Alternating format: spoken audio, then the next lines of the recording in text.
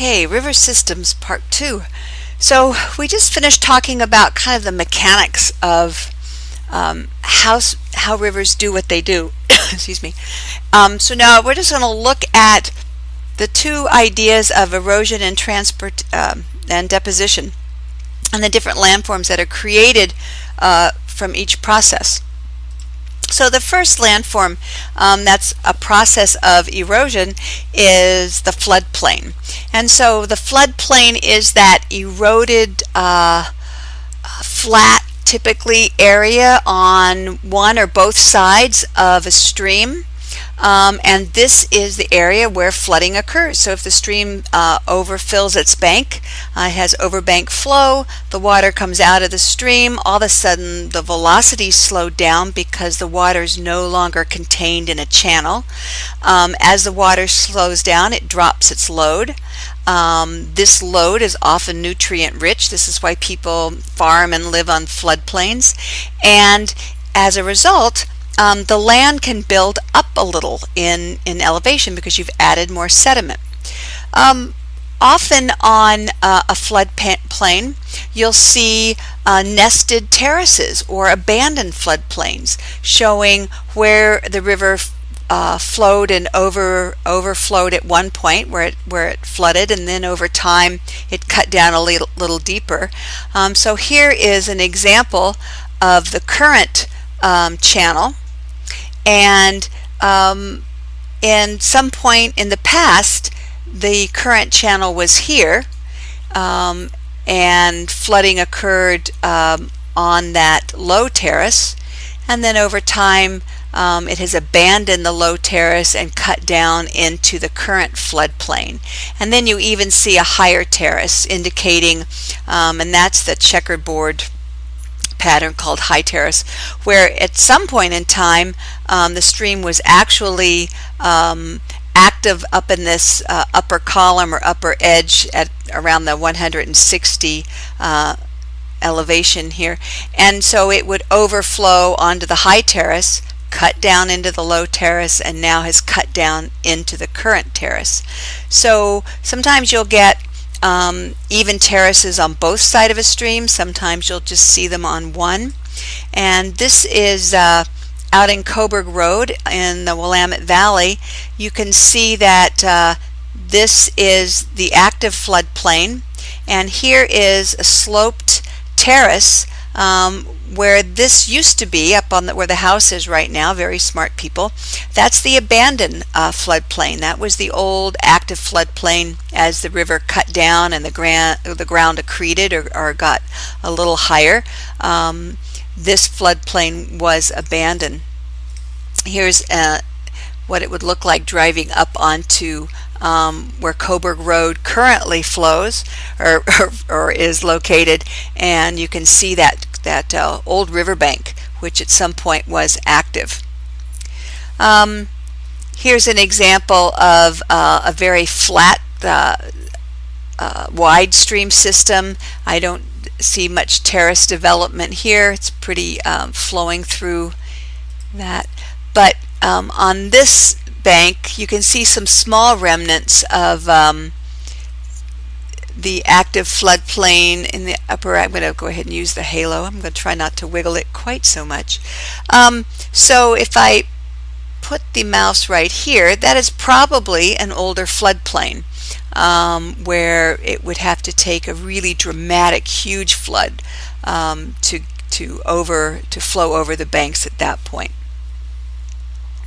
Another product of deposition is called a natural levee.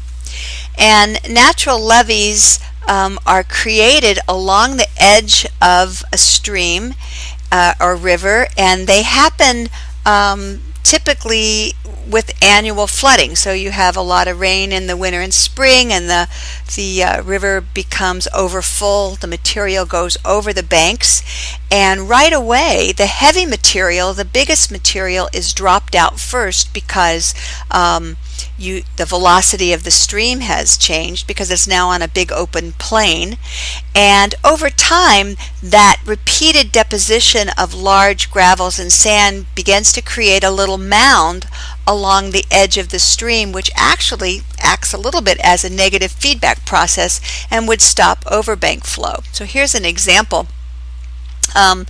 You can see before flooding, in image B, as the water goes over the banks, it begins to kind of drop out the heavy material, the coarsest material, and over time that material actually heightens the edges or the banks and keeps floods in unless they're really big.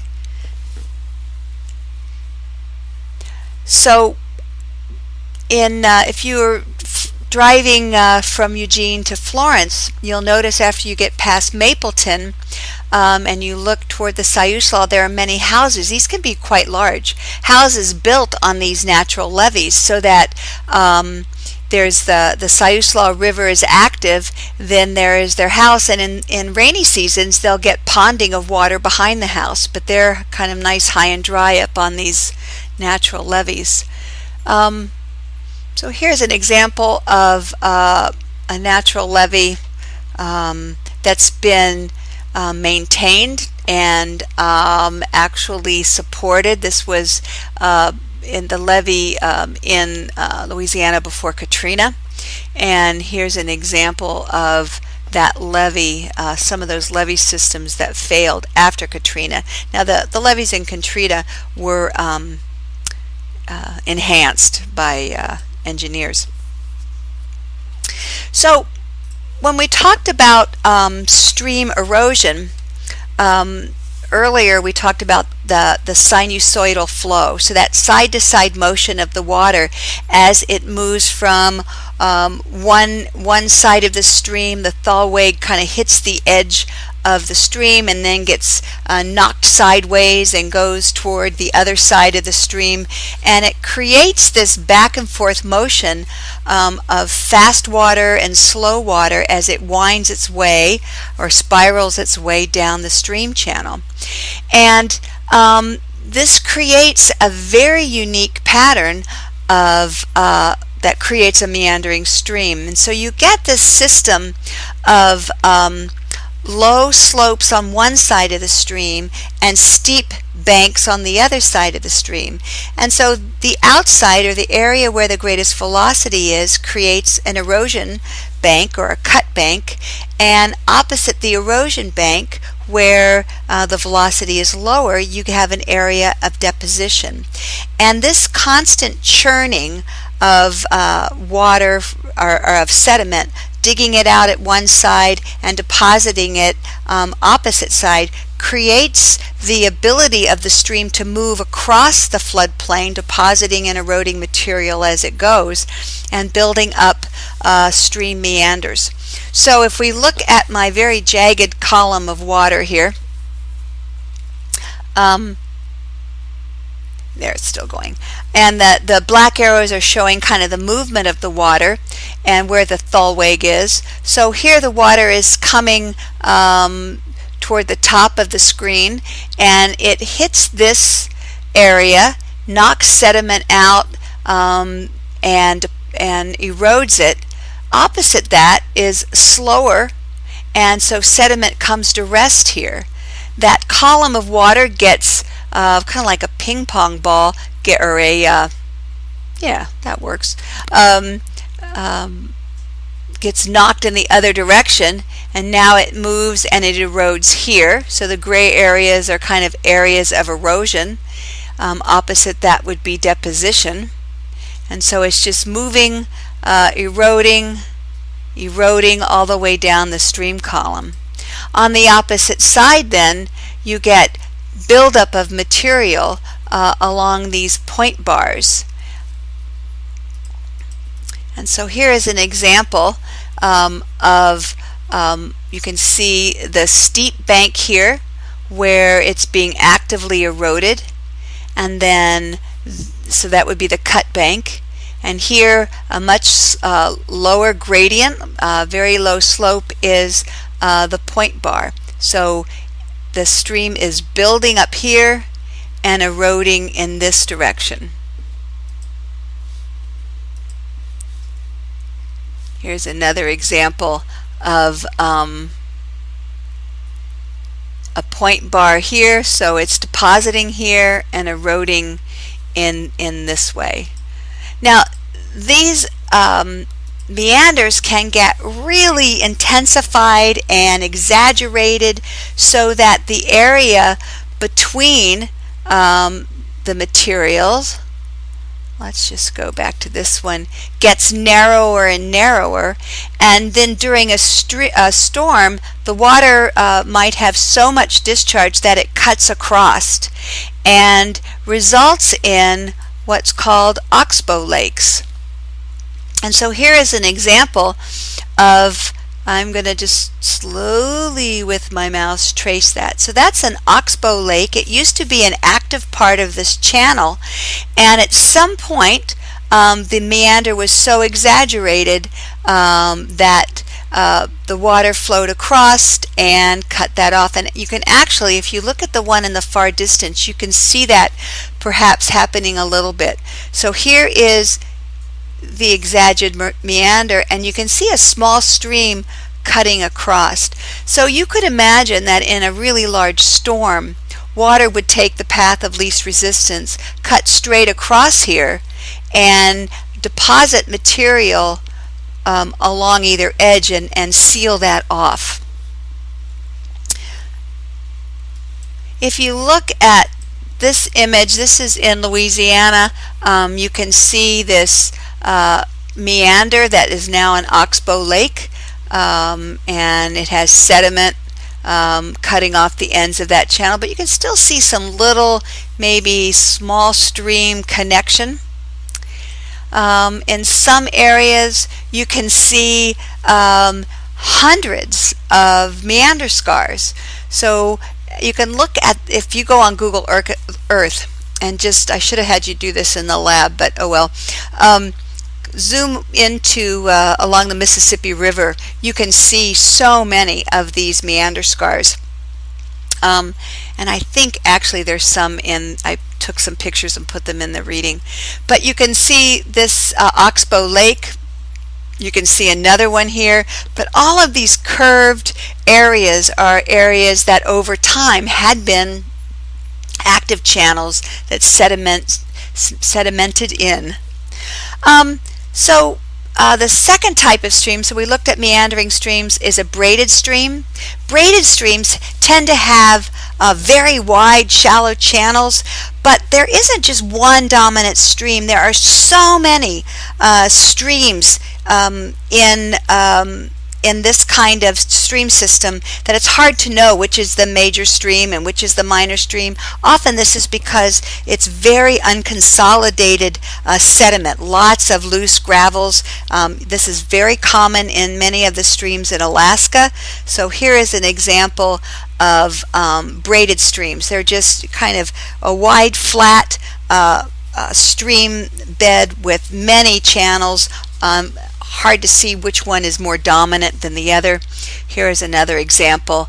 Lots of gravel, lots of loose sediment flowing through here. And another example. Straight streams are pretty rare. You really are only going to find those at headwaters of streams. There's usually a lot of large gravel, not a lot of light sediment. Rocks and gravels, they typically have a very steep slope or high gradient. And you could think of these more as younger streams, whereas meandering streams tend to be older rivers. The gradient often is slower. Or is lower, a lower gradient, and so the water is able to set up those meanders. Now, because of the sinusoidal natural process of streams. That's why they say these are rare. It will not maintain this. It will only maintain this straight channel for a while until it changes the gradient and more sediment is added to the stream and the stream is able to start to meander. Again, when you look at the I think it's Jamestown, Colorado, when we look at the flood for the lab, you're going to see that at that part, that stream was pretty straight, not a lot of meandering, because it's coming out of that canyon system. One way that streams can adjust to that base level, because remember they're all trying to get down to sea level or a lake, so that they're eroding down to that gradient, is an abrupt change in elevation or gradient, and this sets up what's called waterfalls or a series of rapids. You can also have adjustments from uplift, and so again, in order for that stream to erode down to number 6, this lowest level, it's going to erode down to here. It may run into rapids, and as the water plunges, it has a lot more energy. Again, so just think of the velocity at the plunge pool of a stream.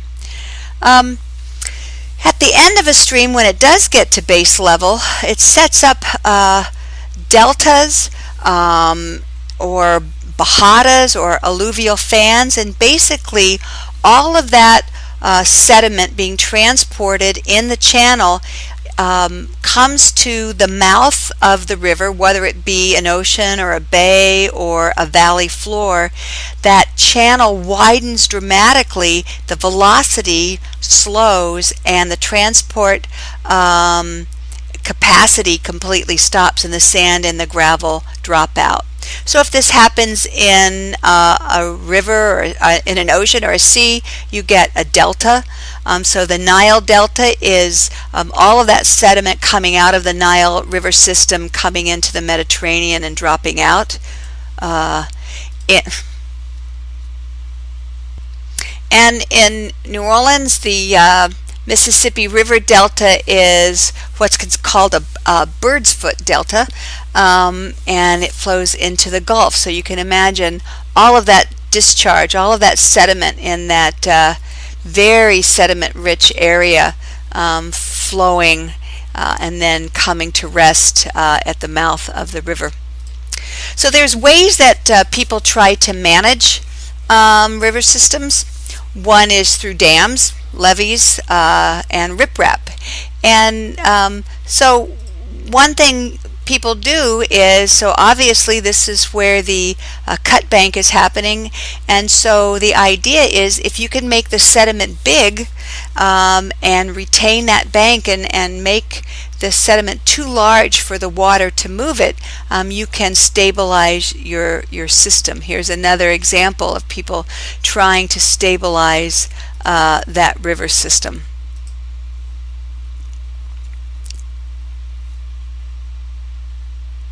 So we'll finish up this section talking about kind of dry environments and some of the landforms that are associated with fluvial processes. One is called an alluvial fan. I think I talked about that earlier.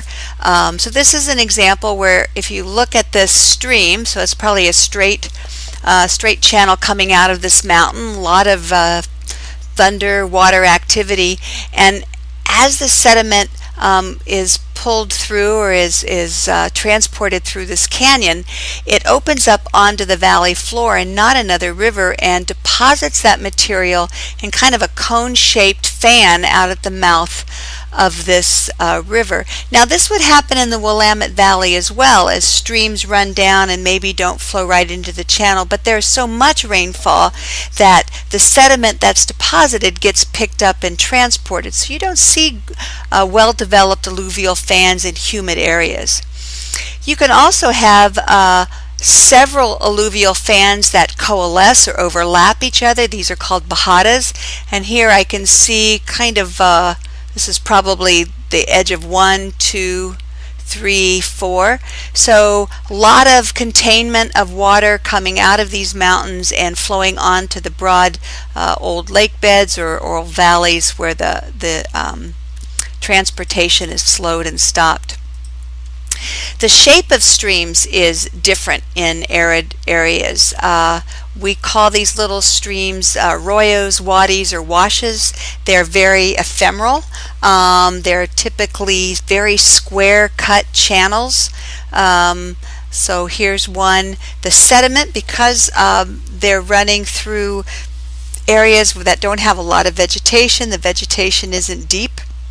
In areas where the sediment is unconsolidated, you get these channels that erode evenly and square, as opposed to the humid, because it's kind of stylized on the lower right-hand corner, but that V-shaped channel that you would see in, say, the Willamette Valley. So there is no identifiable thalweg in an arroyo. And they're dangerous because often there are thunderstorms, a lot of flash, heavy rainfalls, and sometimes the rainfall happens not in this area but in a mountainous area nearby, and you can have a clear sunny day where you're standing and all of a sudden these streams are just full of raging water. So sometimes the rainfall's happening not where you are, but the transport is happening where you are. The last thing to think about are streams that are called exotic streams. And the two examples in the reading were the Colorado River, dang it, R-A-V-E-R, and the Nile River. And both of these streams start in areas that are have a much higher water regime, very humid areas, and I tell you, typing and doing this at the same time, there's where the S went. So they start in these areas where there's a lot of water, and then typically in a stream you have a headwater, and then as the stream flows down it collects more water and collects more water, and at the mouth of the river you have a lot more water than you did at the headwaters. Exotic streams are the opposite, because they tend to start in a humid area and flow through an arid or semi-arid area. So the Colorado, for example, loses nearly half of its flow to evaporation as it flows through the desert area, and it used to flow all the way to the ocean. Currently we even have water agreements with Mexico to allow so much water to flow through, but we haven't been able to honor those water agreements. The water that typically went into flowed through the whole system is now being diverted for agriculture and water use in the large cities in California. So just being able to understand that in arid regions, water systems are quite a bit different.